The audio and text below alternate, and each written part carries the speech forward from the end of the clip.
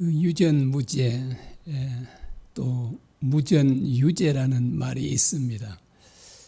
돈이 없는 사람은 작은 죄를 지어도 감옥에 가고 돈이 많은 사람은 큰 죄를 짓고도 감옥에 가지 않는 일들이 비일비재합니다. 돈만 있으면 무엇이든지 할 수 있는 세상입니다. 그래서 사람들은 돈 그럽니다. 돈이 얼마나 막강한 힘을 가지고 있던지요. 하나님과 비교를 하고 있습니다. 주님은 한 사람이 두 주인을 섬길 수 없다고 하셨습니다. 마찬가지로 하나님과 재물을 겸하여 섬길 수도 없다고 하셨습니다. 그런데 사람들은 누구를 선택할까요? 하나님입니까? 아니면 돈입니까? 대부분의 사람들은 하나님이 아니라 돈을 선택합니다. 하나님 없이는 살아도 돈 없이는 살 수 없다라고 말하기도 합니다. 돈에 대해서 어떤 자세를 가지는가에 따라서 그 사람의 믿음이 결정됩니다. 아브라함은 돈에 대해서 어떤 자세를 가지고 있었는지를 오늘 본문에서 아주 잘 보여주고 있습니다. 아브라함은 믿음의 조상으로서 우리가 정말 본받아야 될 사람이 아닙니까?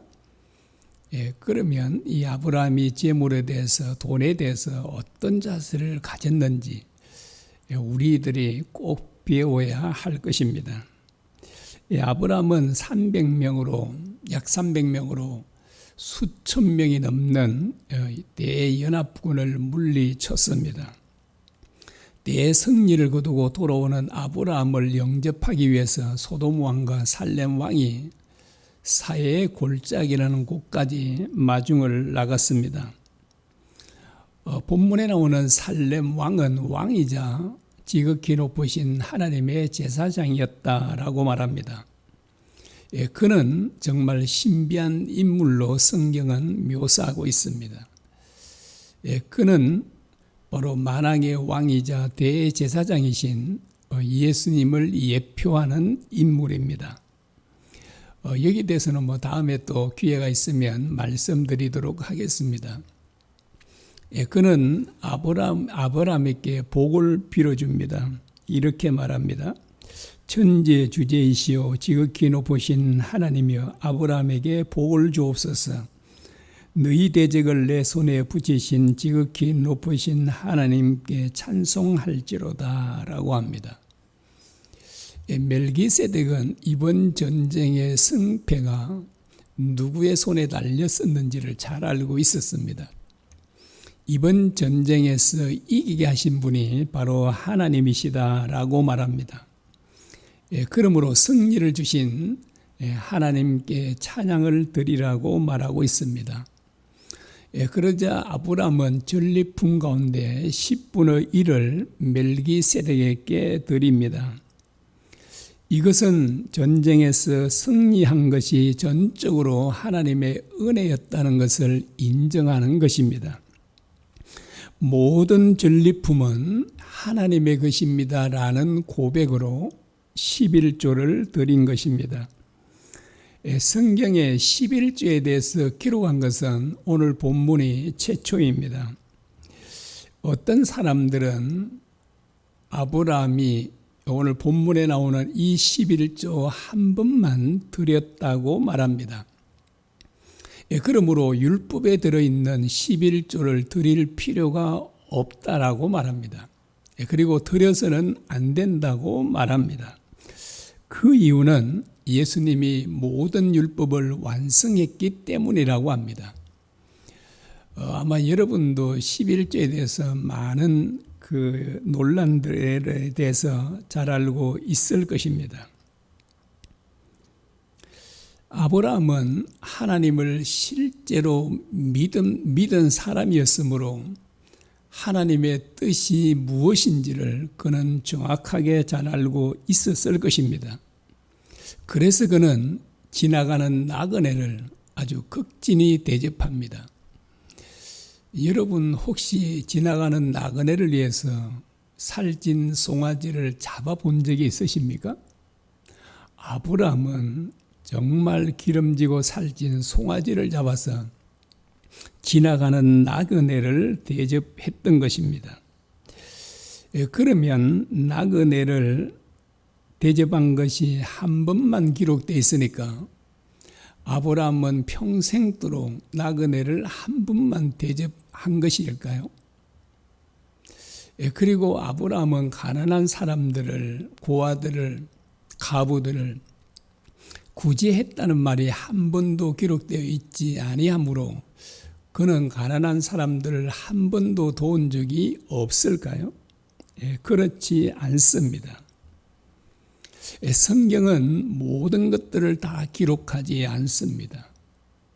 그래서 여기에 한 번만 11조에 대해서 기록했다고 이것이 마지막이자 처음이라고 말할 수 없을 것입니다. 자, 여러분 또 한번 생각해 보십시오. 아브라함이 왜 이때 한 번도 드려오지 않았던 11조를 드렸죠?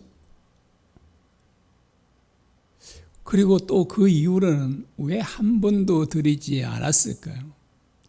유일하게 왜 한 번만 드렸을까라고 하는 것입니다. 그래서 성경에 한 번 기록되었다고 한 번만 했다라고 말할 수가 없고요. 그리고 성경에 기록되지 않았다고 한 번도 가난한 사람을 도운 적이 없다라고 말할 수도 없을 것입니다. 여러분, 아브라함은 하나님을 실제로 믿은 사람이지 않습니까? 그러므로 그는 정말 하나님의 성품을 닮은 사람이었을 것입니다. 하나님은 우리 신약 시대에만 알고 있는 하나님일까요? 그렇지 않습니다. 하나님은 어느 시대나 똑같은 성품을 가지고 계시고 하나님의 백성들이 그렇게 살기를 원하십니다. 아마 아브라함은 종들로부터 수많은 이웃들을, 가난한 사람들을 많이 도와왔을 것입니다. 여러분, 하나님께서 왜 11조를 하라고 하셨을까요? 그것은 다른 사람들을 돕기 위함입니다. 율법 시대는 레인을 특별히 도왔습니다. 그리고 고아와 가부들을, 나그네들을 돕도록 하기 위해서 11조를 드리라고 하나님께서 말씀하셨습니다. 여러분, 예루살렘 교회, 초대교회 성도들은 어떻게 신앙생활을 했다고 합니까? 그들은 다른 사람들을 위해서 자신들의 소유를 아낌없이 내어놓았다고 말하고 있습니다. 집이 있는 사람, 땅이 있는 사람들은 그것을 팔아 기꺼이 내놓았다고 말하고 있습니다. 여러분, 그들이 왜 그렇게 할 수 있었을까요? 사도행전 4장에 보면 그들은 자기 재물을 자기 것이라 한 사람이 한 사람도 없었다라고 말합니다. 이 말은 무슨 말인가요?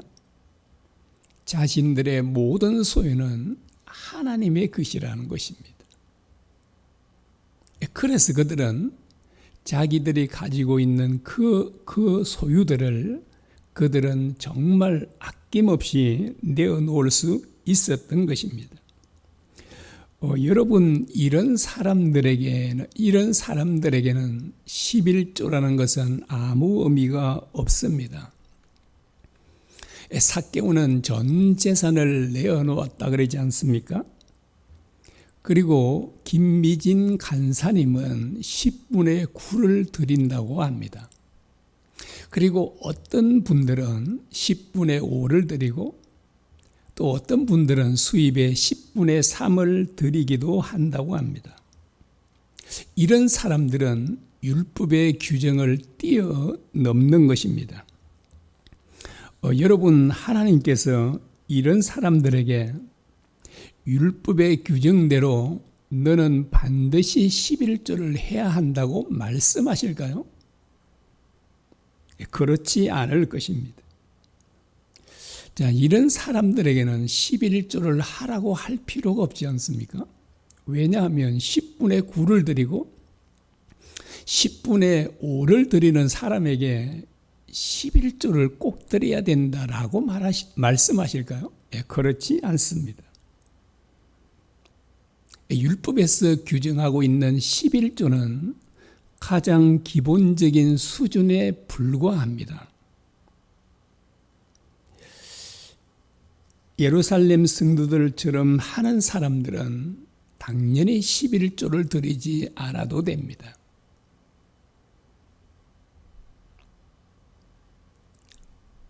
여러분 이것만 딱 따서 목사님은 11조를 안 해도 된다 이렇게 말했다라고 말하면 안 되는 거 아시죠? 여러분은 예루살렘 교회 성도들처럼 하시렵니까? 아니면 11조를 하시렵니까? 둘 중에 하나를 선택하면 됩니다. 11조를 하고 싶지 않으시면 하지 마시고 예루살렘 성도들처럼 하시면 됩니다. 우리 수입 가운데 일부분은 다른 사람들의 몫이 들어 있습니다. 사도 바울은 고린도후서 9장에서 다른 사람들의 몫을 가리켜 심는 씨라고 말하고 있습니다. 여러분 아무리 가난한 사람도 배가 고파도 종자는 씨는 먹지 않습니다. 왜냐하면 씨를 심어야 많은 수확을 거둘 수 있기 때문입니다. 그래서 우리 수입 가운데 일부분은 다른 사람들의 몫이라는 것을 꼭 기억해야 합니다. 그래서 그 마게도니아 지역 사람들도 정말 그들이 환난과 극심한 궁핍 가운데서 그들은 힘에 지나도록 헌금을 했다라고 말하고 있습니다. 여러분 이렇게 헌금을 하는 사람들에게 11조가 무슨 의미가 있습니까?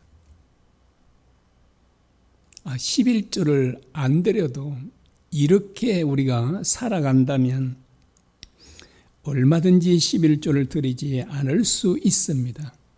아브라함 시대나 율법 시대나 신약 시대나 우리가 성경을 자세히 살펴보면 동일합니다. 하나님의 마음은 언제나 똑같았습니다. 다른 사람을 위해서 우리의 소유를 드리라고 말합니다. 자기 유익만을 추구하는 사람은 반드시 망하게 됩니다. 모든 소유가 하나님의 것이라고 믿는 아브라함에게 있어서 11조를 하기가 어려웠을까요? 전혀 그렇지 않았을 것입니다. 그것은 너무나도 당연했고 너무나 쉬웠을 것입니다. 소돔 왕이 아브라함에게 사람은 내게 보내고 물품은 내가 취하라고 말합니다. 전리품은 전쟁에서 승리한 사람이 다 가질 수 있습니다. 그래서 소돔 왕은 승리하고 돌아온 아브라함에게 그 모든 소유를 취하라고 말합니다. 그러자 아브라함은 하나님의 이름으로 맹세까지 하면서 실오라기 하나도 취하지 않겠다고 말합니다. 그 이유는 소돔 왕이 자기를 부자 되게 했다는 말을 듣고 싶지 않았기 때문이다라고 말합니다. 만일 아브라함이 그 엄청난 재물을 받게 된다면 그는 앞으로 소돔 왕의 간섭과 지배를 받을 수밖에 없었을 것입니다. 그래서 그는 단돈 1원도 받지 않았습니다. 이것은 그의 신앙의 결단이었습니다. 당시 아브라함이 가져온 전리품이 요즘 돈으로 어느 정도 되는지는 모르겠습니다. 정확하게 알 수 없지만 500억? 그 소돔 사람들뿐 아니거든요. 고모라 그 성읍의 사람들, 주변의 많은 나라들에도 전리품들을 빼앗아 왔으니까, 되찾아 왔으니까 그 전리품들은 정말 요즘 돈으로 환산하면 1,000만 원도 1,000억도 훨씬 넘었을지 모릅니다. 그러면 이 엄청난 것을 취하면 아브라함은 하루아침에 거부가 될 수 있지 않습니까? 뭐 요즘으로 말하면 재벌이 되잖아요. 그런데 아브라함은 그 어마어마한 돈을 깨끗이 포기합니다. 여러분, 승리한 아브라함은 그 모든 것을 정당하게 취할 수 있는 것이지 않습니까? 여러분, 우리가 정당하게 취할 수 있는 천억이 있다라고 하면 여러분, 우리가 그것을 쉽게 포기할 수 있을까요? 여러분, 얼마나 많은 사람들이 더 많은 돈을 가지려고 불법의 돈들, 부정의 돈들을 취합니까? 우리나라 대통령들이 뭐 몇천억을 취한 사람도 있고요. 그리고 또한 이 돈들을 취함으로 감옥에 간 이런 그 대통령들과 국회의원, 공무원들이 얼마나 많습니까? 자, 부정한 돈도 이렇게 더 취하려고 하는데 아브라함은 왜 이렇게 그 어마어마한 돈을 얼마든지 취할 수 있음에도 불구하고 그는 취하지 않았을까요? 여러분, 욕심 버리기가 쉽습니까? 어렵습니까? 왜 죄를 짓는지 아시죠? 욕심 때문입니다. 앞에 그 정치인들이 왜 더 돈을 취해서 감옥에 갑니까? 욕심 때문이죠. 욕심만 버릴 수 있다면 우리는 죄로부터 자유하며 살게 될 것입니다. 여러분, 욕심을 버리기가 쉽나요? 아니면 어렵나요? 정말 쉽지 않죠. 그런데 아브라함은 욕심을 버리잖아요. 욕심을 부리지 않습니다. 아브라함은 어떻게 욕심을 부리지 않았을까요? 그래서 그가 말합니다. 천재주재이신 지극히 높으신 하나님의 이름으로 맹세한다 그러잖아요. 그는 어떤 하나님을 믿었다고요? 천지주재이신 하나님. 이 천지주재라는 말은 온 우주 만물을, 천지 만물을 창조하셨다는 것을 의미합니다. 여러분, 하나님께서 모든 만물을 창조하셨으니까 모든 만물은 하나님의 소유가 분명하지 않습니까?